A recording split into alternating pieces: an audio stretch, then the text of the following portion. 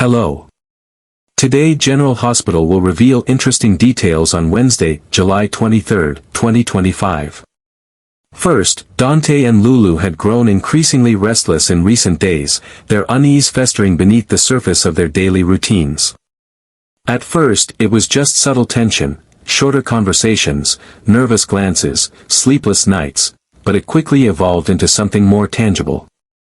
The unexpected return of Britt to Port Charles had stirred memories and anxieties long buried. Though they told themselves it might be coincidental, that perhaps Britt was simply passing through, deep down they sensed something more troubling. There was a change in the air, a familiar shadow that hung heavily over their family, especially around Rocco. They could no longer ignore the unease clinging to every interaction. Was Britt's presence just the tip of a deeper mystery that had yet to fully unravel?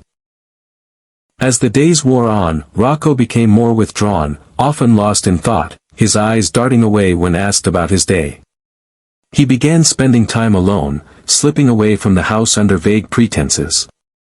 One evening, Lulu found a crumpled note in his backpack, an address scribbled in shaky handwriting.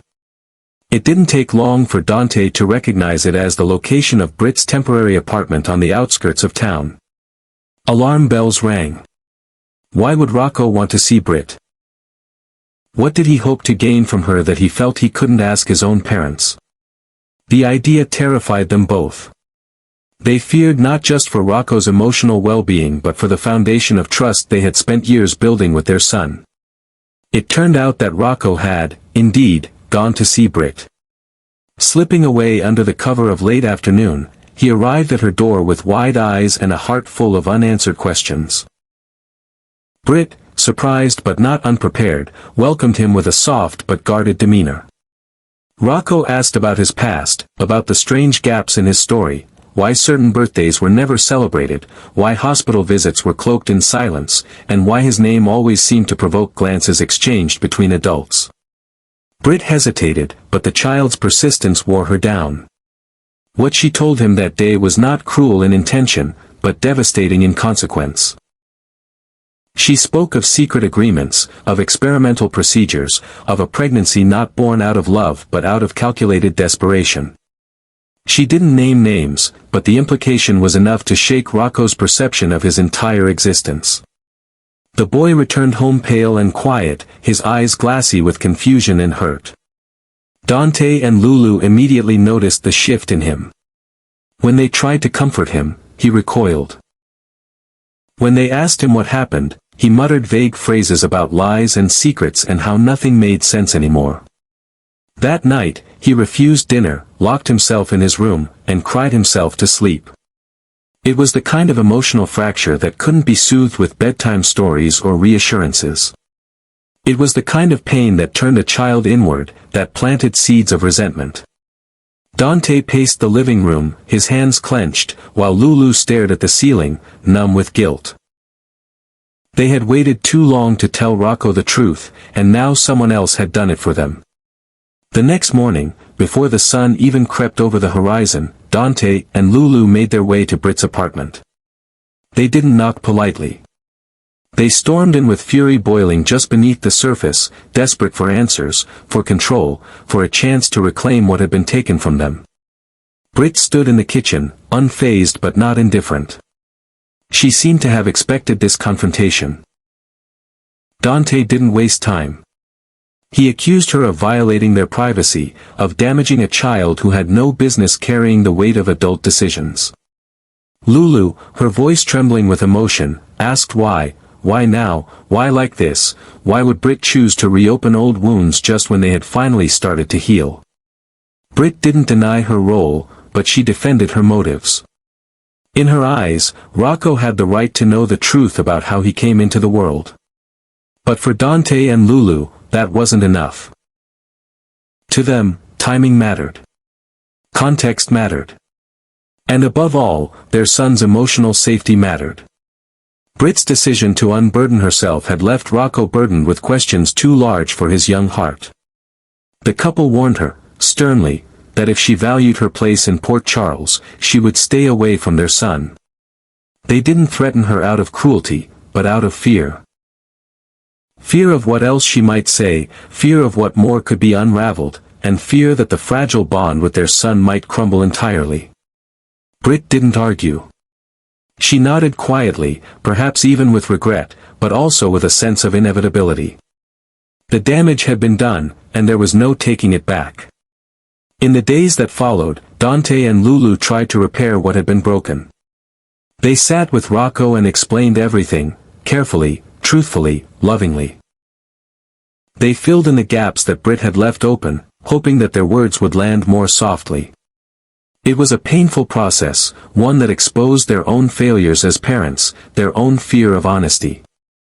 But it was necessary. Rocco didn't forgive them overnight. He remained distant, occasionally lashing out, occasionally shutting down. But slowly, the space between them began to close. With time, with patience, with relentless love, they began to rebuild trust. Meanwhile, Britt remained a silent figure in the background, a reminder of the past they had tried so hard to bury but now had no choice but to confront head-on. Even as the storm settled into a tense calm, Dante and Lulu knew this wasn't the end. The revelation had set off a chain of emotional reckonings not just for Rocco, but for them as well. They began questioning their own choices, the ethics of secrecy, the balance between protection and truth.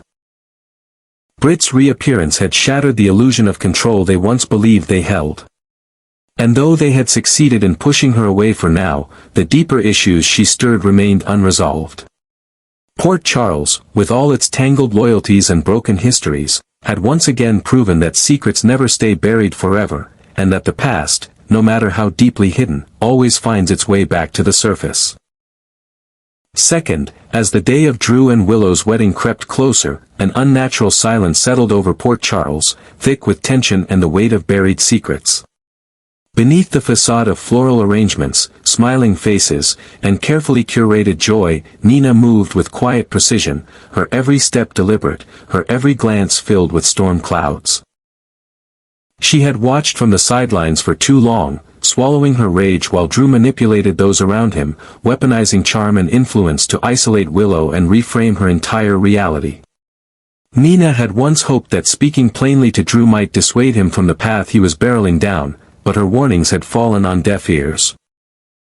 She had looked him in the eye, told him to walk away while there was still time, told him that what he was doing to Willow was cruel, even if cloaked in affection and control. But he only smiled, calm and condescending, as if she were nothing more than background noise to his grand design. And that was the moment Nina realized there would be no reasoning, no second chances. There would only be consequences.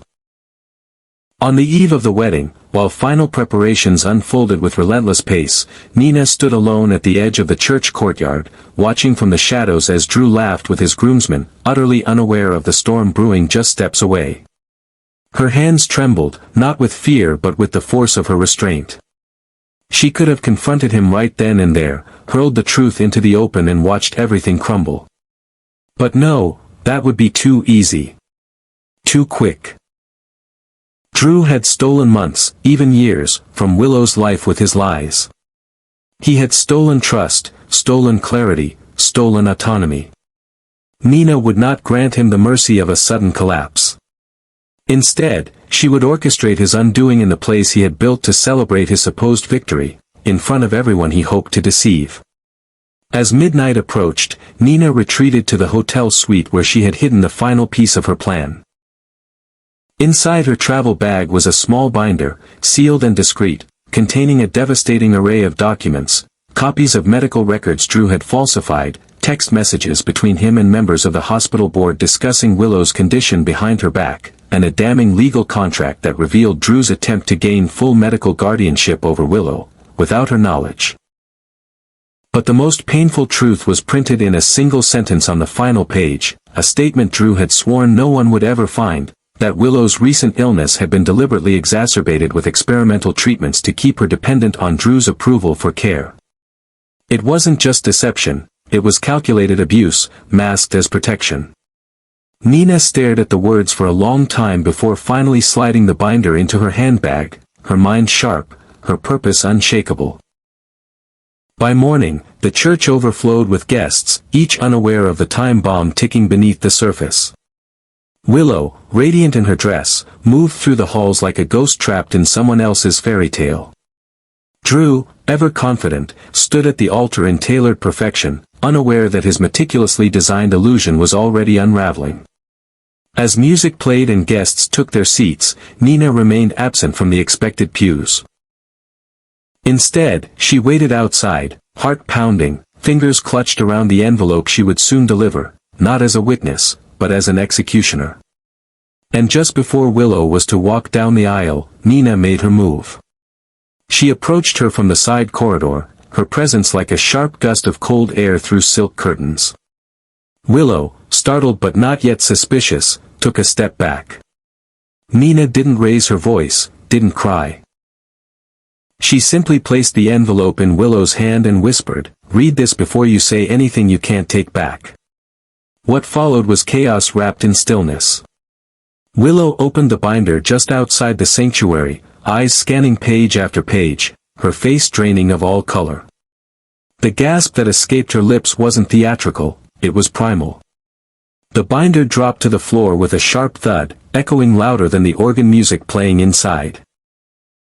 Her hands covered her mouth, not from shock, but from the scream she could not let out. As her knees buckled, Nina steadied her, not as an enemy, but as someone who still, despite everything, loved her. When Willow rose again, there was no hesitation. She turned, not toward the altar, but away from it, walking out of the church before a single vow could be spoken. Guests turned their heads in confusion, but Drew stood frozen at the altar, watching the woman he had tried to own reclaim her freedom in one shattering moment. Drew, realizing something was terribly wrong, attempted to chase after her, but before he could leave, Nina entered the church, binder in hand, eyes locked onto him. She didn't raise her voice. She didn't need to. She walked down the aisle slowly, methodically, until she stood face to face with him. She handed him the same binder, her expression unreadable. Drew flipped through the contents, and for the first time in months, his confidence cracked.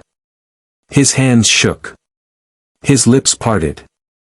And the silence in the church grew unbearable. People began to murmur. Some rose from their seats. Others gasped as they saw the papers passed between them. It was over, not just the wedding, but the entire house of cards he had built. In the days that followed, Drew's empire began to collapse. Hospital board members resigned under scrutiny. Legal inquiries swarmed every corner of his business dealings. Former allies turned their backs, unwilling to be dragged into the fire he had lit. Willow, protected now by new attorneys and the fierce support of Nina, pressed charges for fraud and medical coercion. Curtis and Tracy issued public statements condemning Drew's actions, and Jason, silent for too long, finally stepped into the light and stood beside Nina. Drew's name became a curse, a cautionary tale. And through it all, Nina never once expressed regret. She didn't gloat. She didn't seek credit. She had done what needed to be done, not for vengeance, but for justice. For Willow. And so, as the dust settled and Port Charles began to breathe again, a new chapter unfolded, not just for Willow, but for Nina as well. The truth had cost them all something. But it had also given them something more precious. Clarity, strength, and the power to never be silenced again. Third, Willow's demeanor had begun to shift in unsettling ways, and although her outward appearance still carried the soft, serene elegance that had once endeared her to so many in Port Charles, something darker now simmered just beneath the surface. Her movements had grown tense, calculated, and her eyes no longer sparkled with warmth but flickered with something sharper, something feral. Those closest to her began to notice the cracks in her composure, the subtle edge in her tone, the way her smiles never quite reached her eyes anymore. But no one said anything. Perhaps they didn't want to believe what they were witnessing, or perhaps they were too preoccupied with their own turmoil to truly listen. Either way, Willow's descent into instability was unfolding in plain sight, and no one seemed brave enough to confront it, except one person. For Willow, the custody battle over her child with Michael had become more than a legal dispute. It had twisted into an obsession. What started as a fight for motherhood transformed into a crusade for dominance, for vindication, for the last shred of identity she felt she still controlled. She no longer spoke of the child's well-being in gentle terms but framed the situation like a war, painting herself as the sole savior, the only one capable of love, while casting Michael as a betrayer. An enemy. She whispered half-truths into the ears of court officials, gathered medical records and fabricated narratives to undermine Michael's credibility, and even considered manipulating DNA results to shift legal leverage in her favor. The further she slipped into this mental labyrinth, the more reckless she became. And with each new scheme, her grip on reality thinned. Those who once stood by her began to step back, unsure of how to intervene. Michael, though deeply hurt, tried to reason with her at first, hoping the woman he once loved might re-emerge from the storm. But Willow had buried that version of herself, replaced it with a version armed with sharp smiles and chilling confidence. She believed she was protecting her child. But in truth, she was protecting the illusion of control that had kept her from collapsing entirely. And while most remained silent, one woman watched closely, Liesel. Liesel, no stranger to the unraveling of one's mind under the weight of grief and pressure, had been observing her niece with increasing dread. She had seen similar transformations before, in others, in herself, and recognized the warning signs that most others chose to ignore. At first, she gave Willow the benefit of the doubt, chalking up her behavior to trauma and stress. But as the weeks passed, and Willow's actions grew more erratic, more vindictive, Liesel knew she could no longer remain a passive bystander. The girl who once radiated quiet strength was now operating on the edge of something dangerous. She was spiraling, and if no one pulled her back, she would crash, taking others with her. One afternoon, Liesel visited Willow under the pretense of offering support, but her true intention was to observe up close what had become of her niece. The conversation began politely enough, but it didn't take long before Willow's eyes narrowed and her voice laced with bitterness. She spoke of Michael as if he were a monster, of the court as if it were corrupt, and of the future as if it only had room for one parent, herself. Liesel watched her closely, noting the feverish intensity, the inability to consider compromise, the delusions of persecution. This wasn't merely a woman fighting for her child. This was someone consumed by a need to win, regardless of the cost. Liesel left the visit with a renewed sense of urgency. She understood the danger that Willow now posed, not just to Michael, but to herself and the child she so desperately clung to. Liesel began making quiet arrangements, reaching out to specialists, reviewing legal avenues, and preparing to intervene in a way that could save Willow from the darkest parts of herself. She knew it would not be easy. Willow would not accept help willingly. She would fight it, resist it, perhaps even lash out. But Liesel had no illusions. She had once stood at the edge of her own abyss and had been fortunate enough to be pulled back. Now, it was her turn to do the same for someone else. As Port Charles continued to turn, unaware of the storm brewing behind closed doors, Liesel readied herself for the confrontation that would come. She would speak to the judges, to Michael, to the doctors. Anyone who would listen. She would not allow her niece to lose herself in madness, nor would she let a child be used as a pawn in a game of vengeance. Liesel understood now that love was not always soft or gentle. Sometimes it was a battle in itself. And she was prepared to fight it, even if it meant going to war against her own blood, because protecting Willow meant saving her, from herself. Finally, Jason had made up his mind, nothing and no one would stop him this time. For too long, he had lived in the shadows of doubt, half-truths, and silences that stretched like scars across the lives of those he cared about. But when he spotted Britt at the airport, alive, alone, and very much not the ghost everyone believed she was, it was as if the world cracked open. The moment was brief, a flash of her face through the crowd, but it was unmistakable. It shook him to his core. She was real. She had returned. And suddenly, everything he thought he knew was called into question. The rumors had trickled in quietly at first, whispers about someone resembling Britt seen on the outskirts of Port Charles. Jason dismissed them, refusing to believe until he saw it with his own eyes. And now that he would stop at nothing to uncover the truth. Despite the warnings from those closest to him, those who begged him to wait, to think rationally, to consider the emotional minefield that lay ahead. Jason couldn't stay away. People said Britt had changed, that she was different now, guarded, perhaps unstable. They cautioned that she wasn't ready to face the people from her past, especially him. But none of it mattered to Jason. His instincts had carried him through wars, betrayals, and death itself. He trusted them more than he trusted anyone else. And his instincts told him that Britt was carrying something heavy, something she could no longer keep buried, something that connected directly to the twisted puzzle unraveling across Port Charles. And he had to know what it was. Tracking her down wasn't difficult. Britt had always had a way of leaving breadcrumbs, even when she didn't mean to. She stayed just far enough under the radar to avoid attention, but not so far as to be invisible.